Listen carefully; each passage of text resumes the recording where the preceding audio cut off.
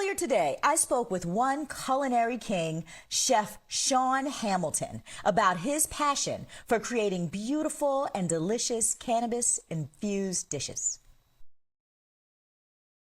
So, Chef Shawn, tell us how you started throwing down in the kitchen and why you think it's important to infuse cannabis into food.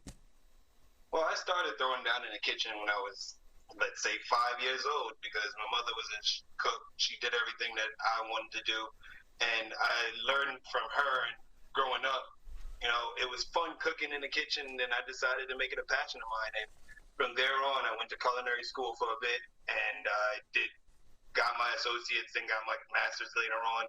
And then after that, I went into different restaurants, and from those different restaurants, I decided to leave from those and start to do my own thing, because in the end, I wanted to work for myself. I was tired of working for somebody else. I was tired of being in the kitchen for so long and want my own hours.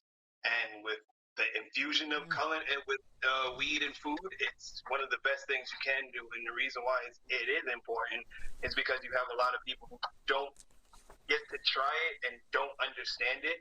So it's different than smoking. It's different than taking an edible. Ingesting it's another ball. It's another game of enjoying weed in a different aspect. And the way I infuse things, I don't infuse things to the point where you're overboard and you can't comprehend anything. You can't understand what's going on. Some people freak out, and I'd rather not be able to freak out. So we take it as always for anybody and everybody as an introduction course. Yeah, I think that a lot of people, have had an experience with the brownie that was packed a little bit too much of a punch, to your point. Exactly.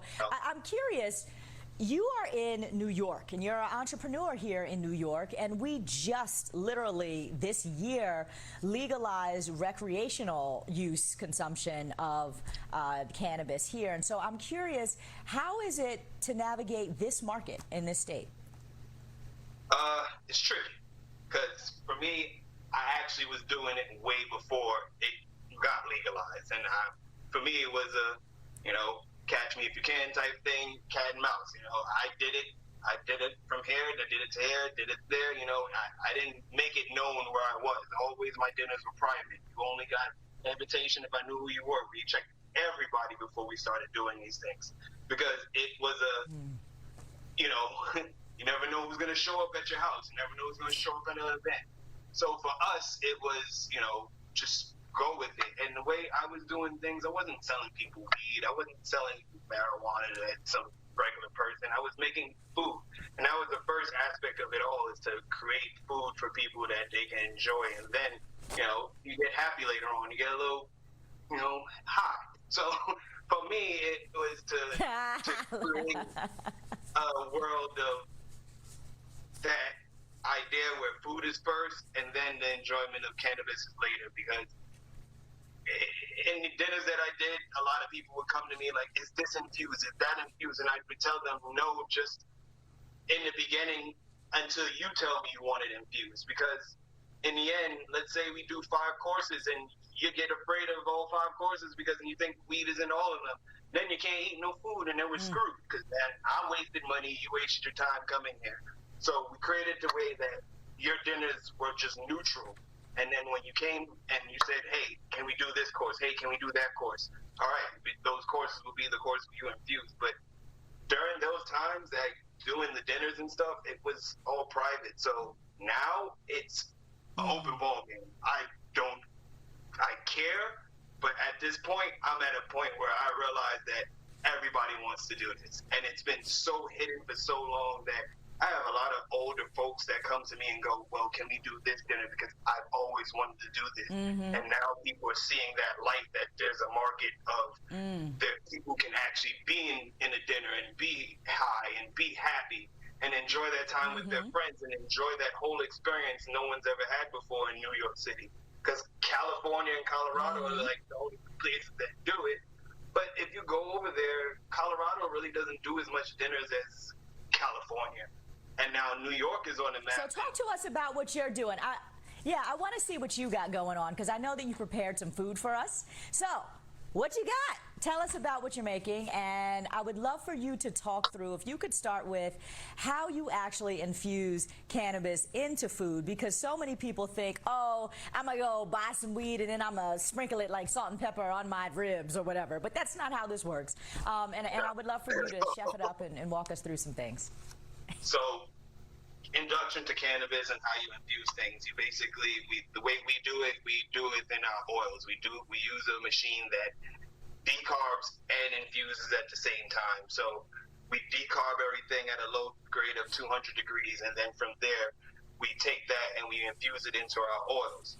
But in our oils, we don't automatically add it to your food right away. It doesn't get thrown in there all willy-nilly. We actually dose everybody at a certain amount. So we do 0.5 milligrams to a milligram per plate per person, depending on how much they want.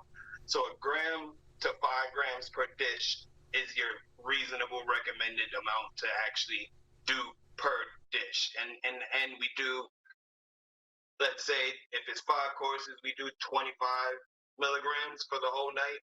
Sometimes people go more, and if you can handle it, that's the way we leave it as it's you can handle it. So for tonight, for one of the desserts that I'm actually doing, we're gonna call it brains. So there's a little mold. Let's pick it up. Brain. White chocolate mold brain. Inside is a raspberry panna cotta, and then I'm gonna do a little raspberry coulis, like little blood all over it, just all over the plate, and then some white chocolate pearls, give it a little crunch. And then the whole idea of everything is to, get into the brains. Yes. So you get this nice little panna cotta mix in the middle. Raspberry panna cotta. You're sending this to me, right? You're just gonna. This is I can delicious. just put this You're in sending a this box to me, right? and send it over to you. I got chocolate ones. I got other versions. So if you want, we can make it all happen. When are we making you a dinner? Is what I need to know. Well, I would love to hear. Talk to us about your full dinner menus. Share with the people like the different types of dishes that you present. So, let's go for tonight. I'm doing 3 courses. So the first course would be I'm doing a pumpkin gourd soup, which is going to be the pumpkin with actually herb crema on top. That pumpkin is going to be inside the pumpkin. The soup is going to be inside the pumpkin. So something a little along these lines. Then inside, once you take the top off, this one's being rude. Once you take the top off, the soup will be all up in the middle. And that's going to get a herb crema on top, toasted pepitas. And then for the entree, I'm going to do, we're going to call it the Kraken, which is going to be charred octopus, charred shrimp with a squid ink pasta, and then a romesco sauce on the outside. And then the dessert we just showed you, which is going to be the white chocolate brains with the panna cotta, raspberry panna cotta on the inside. This sounds absolutely delicious, and I want to come to your dinner.